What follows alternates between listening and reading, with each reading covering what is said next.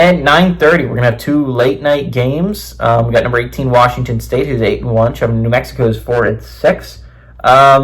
Washington State favored by 10.5 points on FS1. John Mateer has gone 166 to 266, thrown for 2,332 yards, 22 touchdowns, 6 interceptions. Also leads his team on the ground with 137 carries for 630 yards and 11 touchdowns. Kyle Williams has had 42 catches for 691 yards and 8 touchdowns.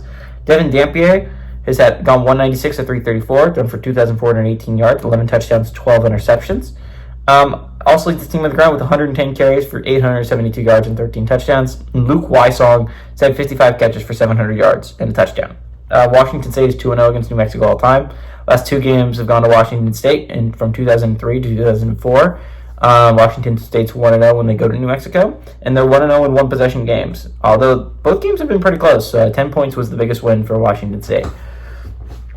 Kind of a win for Washington State this week. Last week they were at 21. They moved up 3 spots to 18 this week. If you can keep up that pace, you're going to be a playoff team.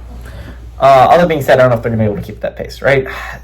As much as I love the Cougs, right? 11-1, they look like a good 11-1 team. The one thing they have going for them is they are ahead of all 3 lost teams, right? They're still ahead of all 3 lost teams.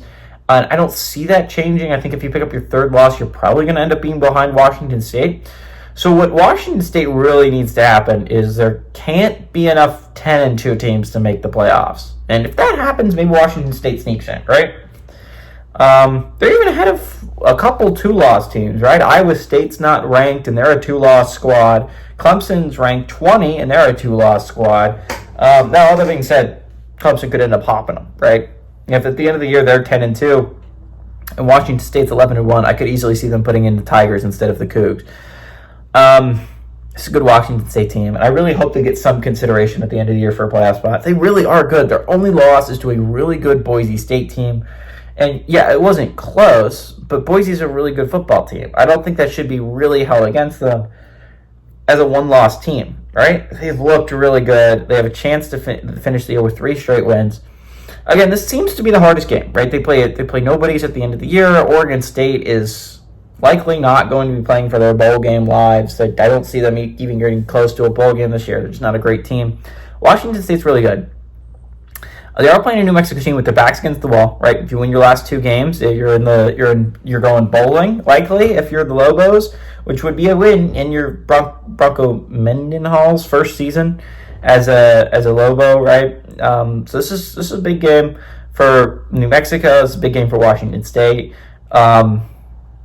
Washington State's a really good football team, and they're coming off a game where they kicked butt last weekend against Utah State, which was to be expected. Utah State is arguably one of the worst teams in the entire Mountain West. But again, the schedule doesn't really get hard from here on out. There's a very likely chance that Washington State finishes 11-1. If you're a Washington State fan, you're really kind of hoping teams ahead of you lose. You would love to see Georgia pick up their 3rd loss because it could end up falling them behind you.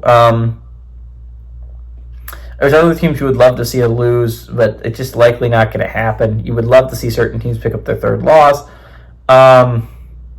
I like Washington State. I like Washington State to go on the road and beat the Lobos. Give me Washington State Cougs to win and cover on the road.